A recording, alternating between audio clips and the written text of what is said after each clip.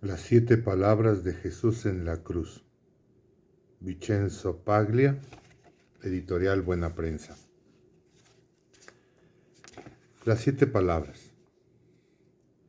La tradición cristiana plantea las 7 palabras de nuestro Señor Jesucristo sobre la cruz como un tema privilegiado de meditación en uno de los momentos culminantes del año litúrgico, la Semana Santa, aquella desde el Domingo de Ramos a través de la pasión y la muerte de Jesús, lleva a la Pascua de la Resurrección. Ante todo, tratamos de explicar de dónde provienen las 7 palabras, una expresión que se refiere a las 7 ocasiones en las que las Escrituras constatan que Jesús habló durante la última fase de su suplicio, es decir, su verdadera y propia crucifixión. Estas palabras se encuentran distribuidas en los 4 evangelios y se recompusieron en una sola secuencia a través de la comparación de los diversos relatos. En efecto, los cristianos reconocen la inspiración divina de 4 versiones sobre la vida de Jesús, los 4 evangelios reconocidos por el Concilio de Nicea. Los relatos de los evangelistas son parecidos. Esto es válido sobre todo para los 3 primeros llamados sinópticos, es decir, unidos, legibles en paralelo, a una secuencia de eventos en común. Los estudiosos han incluso hecho hipótesis sobre la existencia de fuentes comunes de las que provendrían algunos episodios relatados de manera casi idéntica. Los 4 evangelios, el de Juan, presenta en cambio una notable diferencia de carácter narrativo, debida sobre todo al hecho de que su elaboración es posterior a la de los otros autores.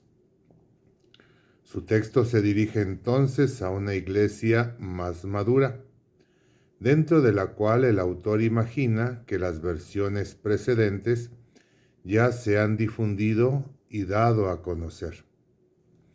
Un panorama editorial tan articulado y no perfectamente coherente ha permitido, tal vez sería mejor decir estimulado, un continuo trabajo de comparación, integración y enriquecimiento de la lectura y de la reflexión basada en los textos sagrados. Las Escrituras no se presentan como estadísticas, sino que, en su complejidad, contienen una dimensión dinámica con la que el hombre puede y debe medirse en cada momento, desarrollando motivos colectivos y personales de oración, siempre respetando la guía que la Iglesia nos provee gracias a la inspiración divina y a la tradición ininterrumpida de la memoria evangélica de la que es depositaria.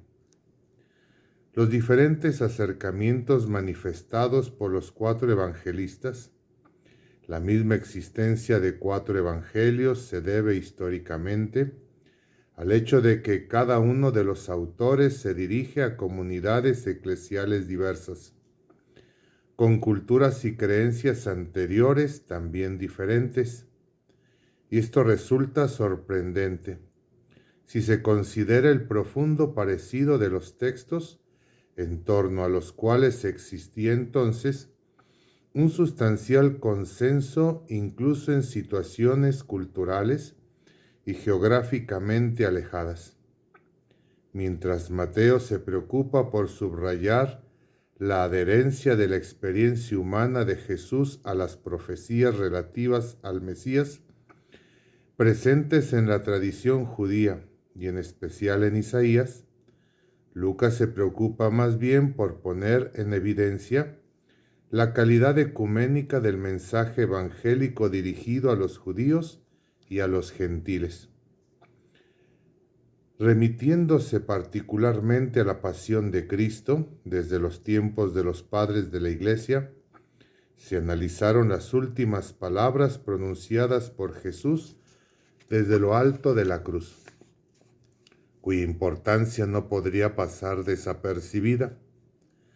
Los diferentes evangelios evocan una serie de recuerdos, precisamente las 7 palabras, reunidas componen un rico cuadro de valores teológicos y pastorales. La comparación entre los evangelios identifica entonces 7 momentos, distribuidos sobre todo en los textos de Lucas y Juan, en los que Cristo habla durante su suplicio, dirigiéndose a todo el que está con él, los ladrones, la Virgen y San Juan, pero sobre todo el Padre, con el que podemos decir que mantiene un diálogo constante. Las frases pronunciadas fueron reunidas por la tradición en un camino de reflexión espiritual que avanza, como ya se ha dicho, bajo el nombre de las 7 palabras de nuestro Señor Jesús sobre la cruz. El itinerario que así se reconstruye representa un momento importante de las meditaciones que la cristiandad desarrolla de manera particular en el período precedente a la Pascua. A lo largo del tiempo, las 7 palabras han sido organizadas por la tradición en una secuencia interevangélica que establece un orden cronológico dentro del cual incluso la sucesión propuesta asume una importancia revelante para su interpretación. Se podría decir que la interpretación y la identificación de la sucesión temporal de las frases pronunciadas por Jesús antes de su muerte y de los episodios relacionados con ella viven una conexión de condicionamiento recíproco. La posición de la secuencia depende del significado de cada palabra, cuya comprensión resulta iluminada a su vez por la recomposición de la secuencia misma. De ninguna manera se trata de un acercamiento histórico. En este sentido, la secuencia sería incluso contradictoria, dado que cada evangelio señala lo que considera las últimas palabras de Jesús, creando entonces una situación discordante que se resuelve solo dentro de un camino de fe y de oración. El mensaje de Cristo, el Evangelio, es decir, la buena noticia, no es un texto iniciador o una reformulación normativa. Es en cambio, el llamado a una relación personal con Dios, a través de su Hijo Jesús en un contexto basado únicamente en su amor.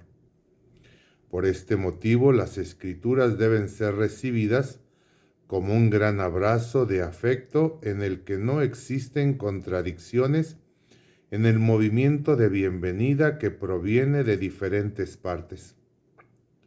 El testamento de Jesús. Las últimas palabras que Jesús nos deja son entonces una especie de testamento septenario. En sentido simbólico se puede imaginar que, en el mismo modo en el que éstas llenan la reflexión cristológica en una semana, también contribuyen para la meditación de una vida entera. Es por esto que meditar estas palabras en el curso de la Semana Santa resulta particularmente oportuno. En esta se condensa la enseñanza religiosa, pero también humana que el cristianismo dirige a nuestra vida. Son 7 breves advertencias, 7 recuerdos del mensaje de Jesús, un camino espiritual guiado por Cristo y recogido en oraciones cortas. Sabio recordarlas y meditarlas. Los días que preceden la Pascua son particularmente adecuados para la reflexión. Son días santos también por esto. Al inicio de nuestro camino es oportuno recogerlas todas juntas para recordarlas una por una. La primera palabra está en Lucas y forma parte del diálogo ininterrumpido entre Jesús y el Padre Celeste. Padre, perdónalos, porque no saben lo que hacen. La segunda, también en Lucas, es aquella dirigida al buen ladrón. Te aseguro que hoy estarás conmigo en el paraíso. La tercera se la dice a la Virgen y a San Juan. Mujer, ahí tienes a tu hijo, y ahí tienes a tu madre. Y se encuentra en el Evangelio de Juan. La cuarta, presente en Marcos y Mateo, es el dramático e impresionante Dios mío, ¿por qué me has abandonado? Que para entender se necesita recordar que se trata del inicio del Salmo 22. La quinta palabra está nuevamente en Juan. Tengo sed, que, de acuerdo con el evangelista, Jesús pronunció para cumplir la Escritura, pero que, como veremos, encierra una gran riqueza de significados e implicaciones eclesiales. La sexta palabra, todo se ha cumplido, es la última que, según Juan, Jesús pronunció. En cambio, según Lucas, la última palabra que sale de los labios de Jesús es: Padre, en tus manos encomiendo mi espíritu. Una vez más se trata del versículo de un salmo, esta vez el 31, que concluye con la advertencia: sean fuertes y valientes los que esperan en el Señor. Pero es difícil hablar con una sola palabra sin tener claro todo el referente, el cuadro complejo en el que cada uno se sitúa. En verdad, es impresionante. Leyendo estas palabras de manera individual, darse cuenta de cómo la Escritura constituye el hilo que las une. Jesús ora con la Biblia. Evidentemente había comenzado desde niño, y es bello imaginar a María y a José que enseñan a Jesús a orar con los salmos, que son también para nosotros uno de los principales instrumentos para dirigirnos a Dios, a leer la Torá, a nutrirse de los otros textos judíos.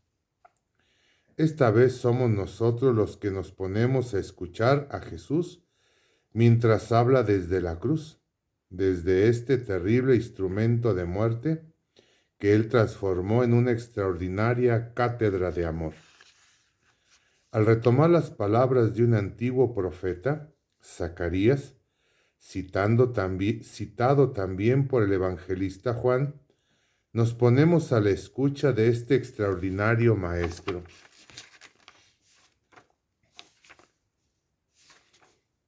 Al mirarme traspasado en este breve itinerario espiritual, alejemos los ojos de nosotros mismos y de nuestro pequeño horizonte para elevarnos hacia esa cruz.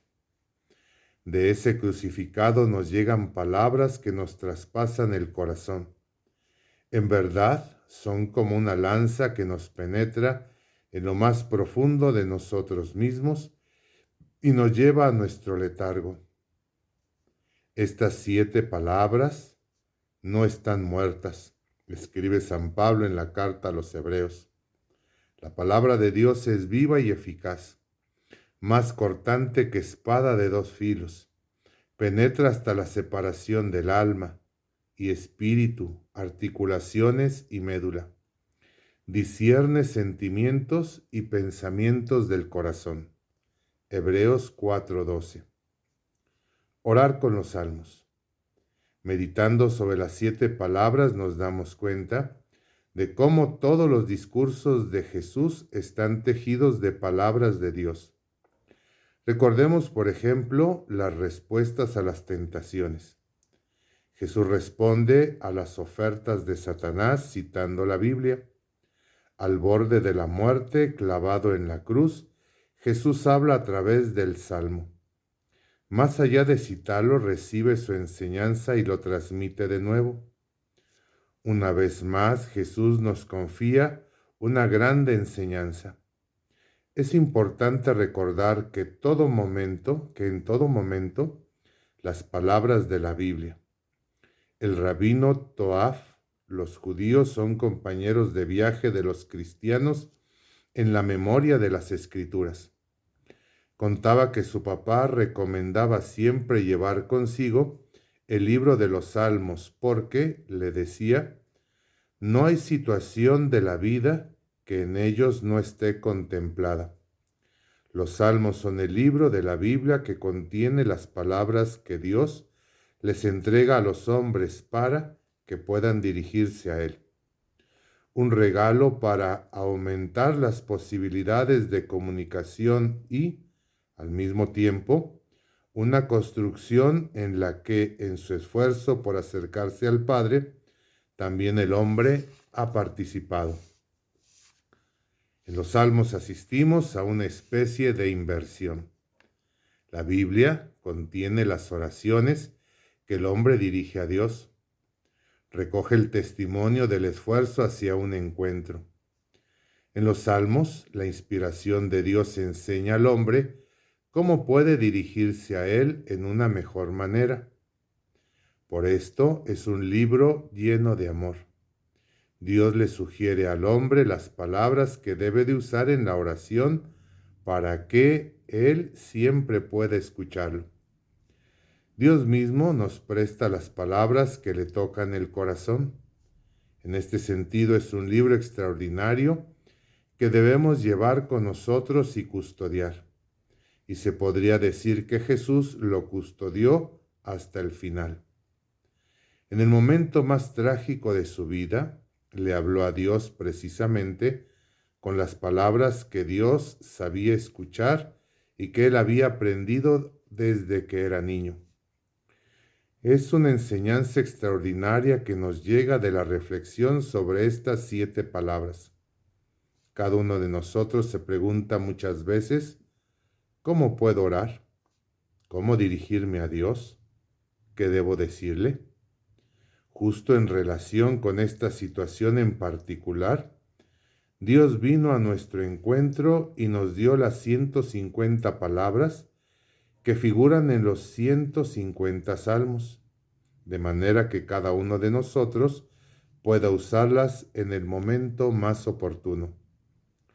Cada uno de nosotros, en las situaciones más diversas, tiene a su disposición un pequeño bagaje que lo ayuda a dirigirse a Dios, con la certeza de ser escuchado y de nunca estar solo y abandonado. En ninguna circunstancia Dios está tan lejos como para no escucharnos. En este sentido, el Padre Nuestro puede considerarse como el complemento de los salmos. De manera más exacta, podríamos decir que el Padre Nuestro es la oración que resume el corazón de toda la Escritura, de toda la Biblia. Jesús mismo, el Hijo, que nos ha enseñado a dirigirnos a Dios como un Padre, es quien completa todas estas páginas numerosísimas, todos estos libros que nosotros llamamos Biblia. Quien recita el Padre Nuestro recoge y nutre el néctar del mensaje bíblico. Esto podría incluso condensarse también de manera extraordinaria, tan solo en las primeras 2 palabras de la oración de Jesús nos enseñó Padre Nuestro. Los hombres, todos nosotros, no estamos solos. Tenemos un Padre en común. Si fuéramos capaces de redescubrir esta paternidad universal, incluso las crisis que estamos atravesando en este tiempo, serían más ligeras porque cargaríamos el peso juntos. Además, reflexionaremos sobre el hecho de que, si alguien piensa solo en sus propios asuntos, todos saldremos perjudicados, porque con este acto se rompe la comunidad que se nos ha entregado y en cuyo interior podemos gozar de la plenitud de la vida y del amor.